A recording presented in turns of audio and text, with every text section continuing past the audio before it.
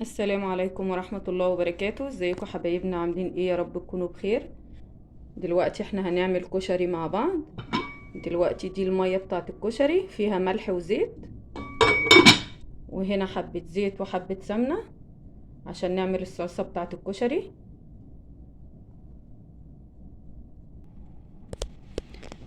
كده يا حبايبي معانا الطماطم،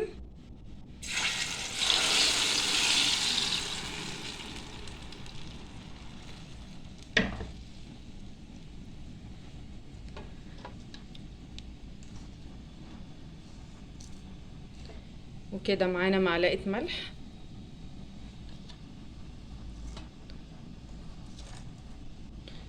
ودي نص معلقة كمان.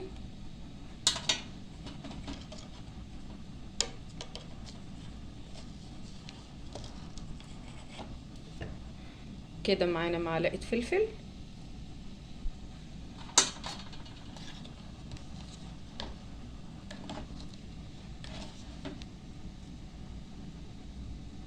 معانا معلقة كمون،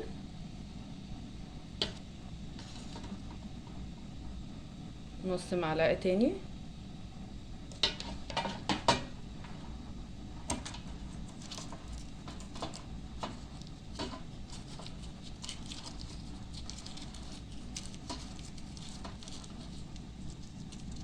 معانا مكعب شوربة،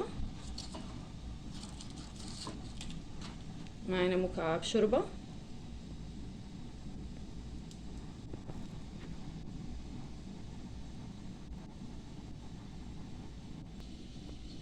بصوا حبايبي كده مية المكرونة غليت اهي.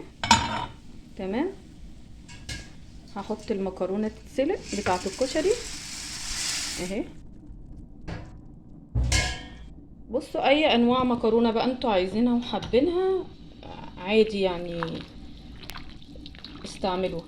انا عن نفسي ولادي ما بيحبوش الا المكرونة دي الصغيرة والاسباجيتي، ما بيحبوش بقى لا القلم ولا اي نوع مكرونة تاني على الكشري يعني. فدلوقتي وما بيحبوش الحمص برضو على الكشري، فانتوا لو حابين الحمص على الكشري براحتكم، يعني الحاجة اللي انتوا بتحبوها اعملوها. ومعانا هنا الصلصة هي بتاعة الكشري. كده هنغطي بقى على المكرونة. تمام، وهنا معانا الثوم، توم اهوت، ده الثوم بتاع الدقة. معانا حبة سمنة وحبة زيت، وادي الثوم اهوت.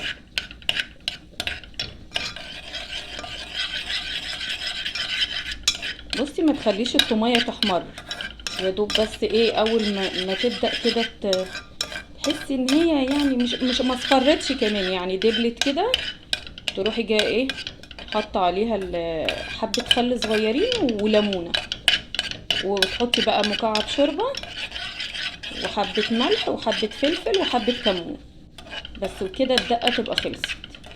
طبعا انا الصلصه حطيت عليها قرن فلفل اخضر حامي، عشان احنا مش بنحب الحراق يعني. في بقى لو حد من العيال عايز شطه ولا حاجه بيحط الشطه اللي هو عايزها يعني. طبعا انا هحط هنا معلقه كزبره،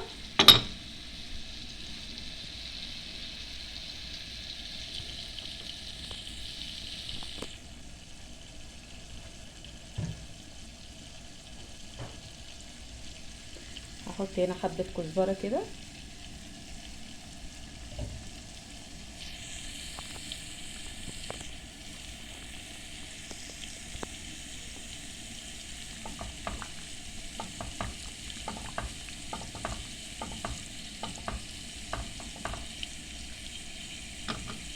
وهسيبها بقى تتسبك براحتها.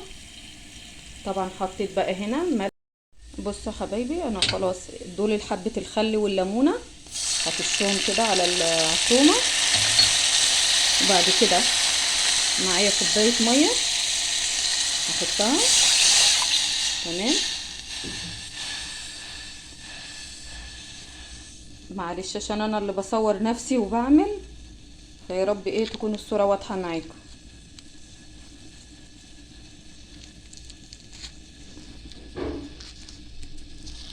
معانا مكعب شوربه اهو.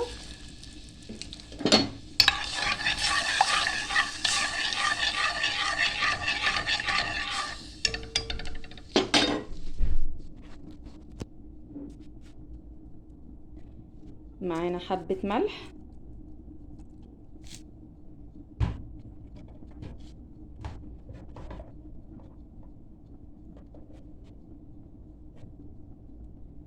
معانا معلقه فلفل. معانا حبه كزبره.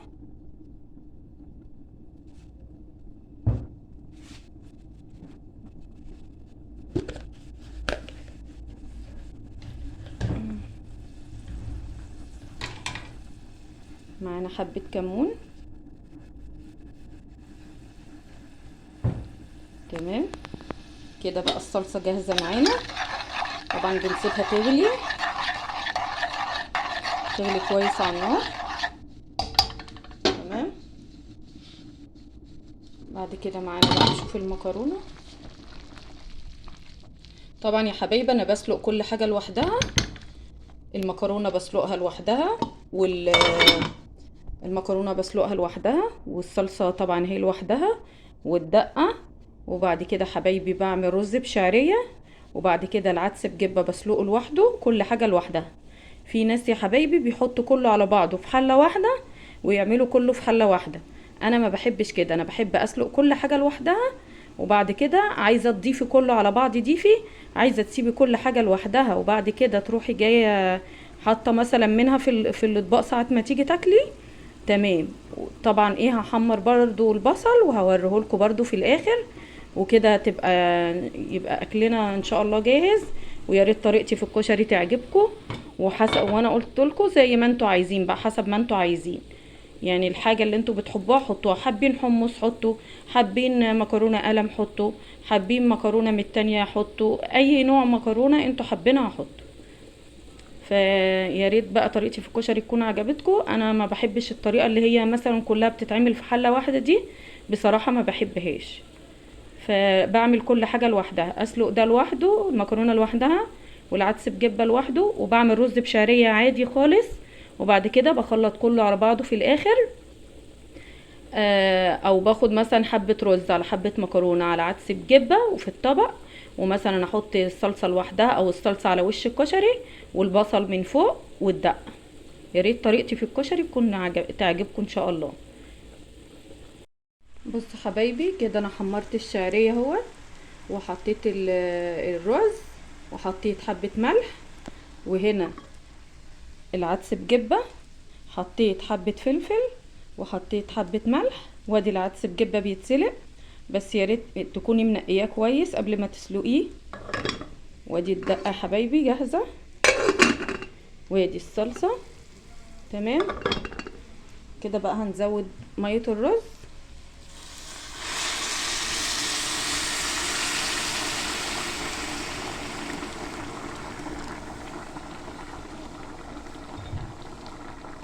معلش يا حبايبي لو ايدي بتتهز ولا حاجة، علشان انا اللي ماسكة التليفون يعني وبصور. كده بقى فاضل لنا البصل بس هيتحمر بتاع الكشري، وخلاص على كده. طبعا عشان لو ما صورتش طريقة البصل معاكم، انا بقى بقطع البصلايه وبحط عليها حبة نشا، وبحط عليها حبة ملح، واكون قادحة الزيت كويس، واروح جاي حاطه ايه، اروح جاي حاطه البصلايه. احط البصل بقى حسب ما انت عايزه تعملي بصلتين، تعملي 3، تعملي 4، حسب الكميه اللي عندك يعني. ويا ريت طريقتي تكون تعجبكم، وما تنسونيش في اللايك. وان شاء الله اصور لكم ايه في الاخر بقى ان شاء الله بعد ما احمر البصل وكده. كده يا حبايبي طبق الكشري معانا اهوت جاهز، وادي البصل اهوت. بصوا البصل، بصوا بيخروش ازاي، بصوا تحميره جميل، بصوا بصوا. كده طبق الكشري جاهز معانا، اتفضلوا معانا. ويا ريت طريقتي في الكشري تبقى تكون عجبتكم. اكلة بسيطة وسريعة اهي. ما تنسوناش في اللايك، والسلام عليكم ورحمة الله وبركاته.